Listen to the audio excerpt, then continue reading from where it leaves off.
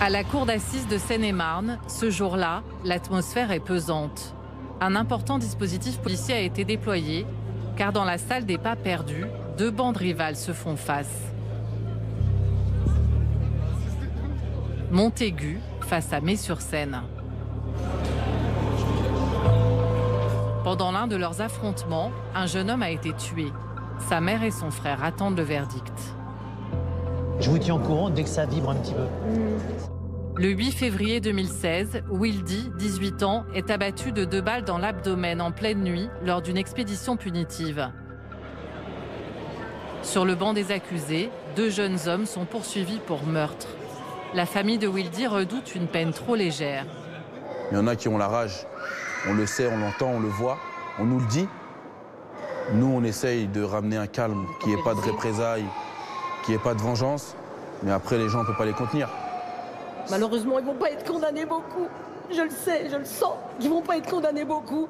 Et malheureusement, derrière ça, il va encore avoir des meurtres. Il y en a déjà encore actuellement. Pour eux, une vie, c'est rien.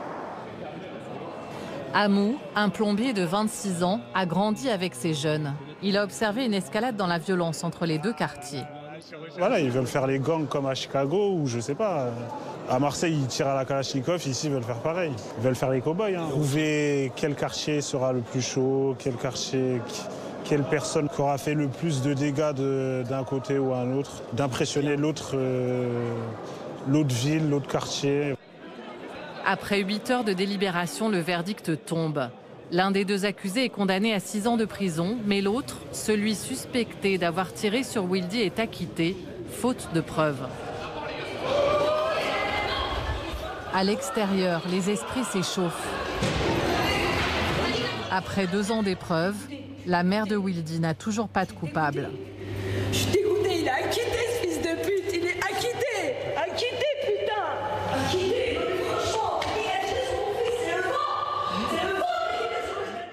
En 2018, 10 jeunes ont été tués dans des rixes en région parisienne. Il est 8h20, Focus Première, 5 gardes à vue dans l'enquête sur la bagarre qui a fait un mort. Un adolescent de 15 ans dans le quartier de la Bastille samedi soir. Un nouvel épisode, Adeline, de la guerre entre bandes. Un jeune garçon de 12 ans est donc mort aujourd'hui des suites de ses blessures. Hier, il avait été violemment frappé lors d'une rixe entre bandes rivales qui a éclaté au Lilas, à l'est de Paris. L'Île-de-France gangrénée par les affrontements entre bandes rivales, des rixes qui ont fait 2 morts la nuit dernière.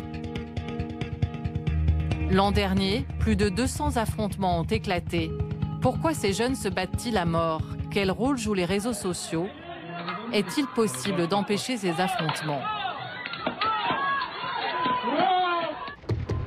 C'est en Île-de-France qu'ont lieu plus de 90% de ces rixes. L'Est de Paris est particulièrement touché, avec une quarantaine de bandes recensées. Ce pont bleu est une frontière invisible. Il sépare 2 arrondissements. Il a longtemps été le champ de bataille entre les jeunes du 18e et du 19e. Voilà à quoi ressemblait leur bagarre, filmée depuis une voiture.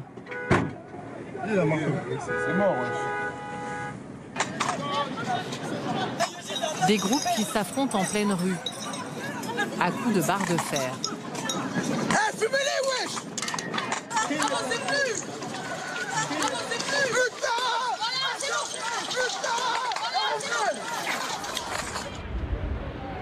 Dans les locaux d'une association du 18e arrondissement, nous avons rencontré certains de ceux qui ont participé à ces bagarres. Ils se font appeler PLC, pour Porte de la Chapelle. Vas-y, joue, frère. Celui que nous appellerons Carlos a 18 ans. Il est à la recherche d'une formation professionnelle. Toi, tu t'es battu? Je vais pas te mentir, mais voilà, frère, tout le monde s'est battu. Et pourquoi il y avait ça? Je sais même pas, c'est le quartier, mon frère. On allait, ça se mettait des coups de couteau, ça se battait, voilà, frère. Pour Younes, qui est en lycée professionnel, et Émile, un collégien, il s'agit surtout de ne pas perdre la face. Et après, s'il y a un pote, il se fait taper dessus. Il y en a, ils ont envie de taper ceux qui l'ont tapé. Parce qu'il y a un mec du 19, il sort dans son quartier, il vient ici pour faire sa loi ici, alors que c'est pas son quartier.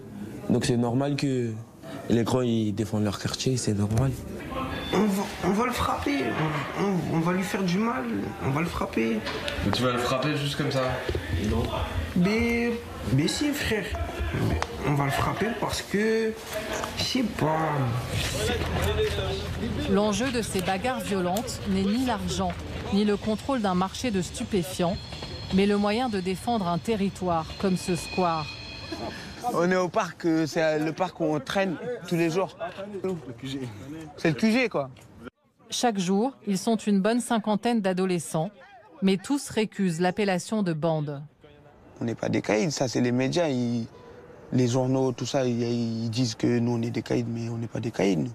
Ah, on est plus que des amis, on s'entend bien, on est tous les jours ensemble, on partage les mêmes galères, c'est tout. Comment ça va les gars? Bonjour, ça va. Bonjour. Ces jeunes, Mamadou Doukara les connaît un par un. Comment ça va? Bien. Vous allez bien? En forme? Ça va les gars? Il dirige cette association Espoir 18 qui accompagne plus de 2000 personnes habitant dans le quartier. Côté embrouille, Mamadou est incollable. Dans son armoire, il conserve les armes des derniers affrontements. Ben voilà, on récupère ça par exemple, des matraques télescopiques, des grosses bombes lacrymogènes. Il y a également des couteaux, mais vous imaginez une matraque en métal, ça fait très mal. Il y a des gamins qui sont défigurés à vie. Ça, c'est des tasers. Oui. Munis de ces armes, en groupe, les jeunes deviennent presque incontrôlables. Je suis intervenu une fois pour séparer une rixe. Donc je vais vers un gamin que je connais. Un gamin que j'ai vu grandir, que je connais bien, etc. Et ce gamin-là, il avait une bouteille dans la main. Et quand je suis arrivé pour le séparer et je l'ai tiré pour lui dire « Écoute, arrête de faire ça », il s'est retourné vers moi et il allait me lancer la bouteille dans la tête. Et c'est à un moment donné qu'il s'est rendu compte que c'était moi. Il a fait « Ah, excuse-moi Mamadou ». Mais il n'était pas lui-même. Il était dans un état second. Selon une note interne de la police, le nombre de rixes est resté stable ces dernières années. En revanche, le recours aux armes est devenu quasiment systématique dans 91% des affrontements. Et en un an, le nombre de morts a été multiplié par 10. Cet avocat pénaliste défend plus d'une quinzaine de jeunes impliqués dans des rixes violentes. Pour lui, les réseaux sociaux exacerbent les tensions. En général, tout part d'une simple provocation sur Facebook ou Snapchat. Des menaces, je vais te péter la gueule, je vais te charcler, tu vas voir, on va venir te pointer, etc.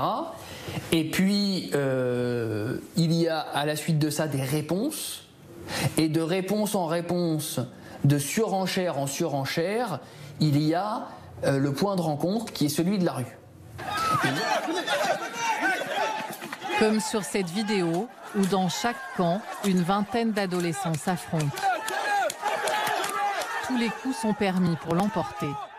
Des batailles souvent filmées et mises en ligne. Un moyen pour le camp considéré comme victorieux d'afficher son triomphe. Allez-y les gars, tuez-les.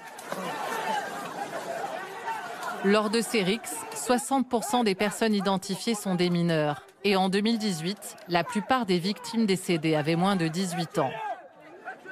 Ce type de bagarre a coûté la vie à Ismaël, 15 ans. C'était le 13 janvier dernier, près de la Bastille. Une bagarre éclate entre le 11e et le 19e arrondissement. Ismaël tente de s'interposer, il est poignardé à mort. Depuis le drame, sa sœur Christine a décidé de faire de la mort de son frère un exemple et tente d'éveiller la conscience de ces jeunes pour enrayer le cycle macabre des représailles. Je le fais pour mon frère parce que je sais qu'il tient beaucoup à ses amis, qu'il tenait beaucoup à ses amis, qu'il a des amis un peu partout dans Paris, que ce soit dans le 18e, dans le 17e, dans le 16e. Et donc oui, je fais ça pour lui.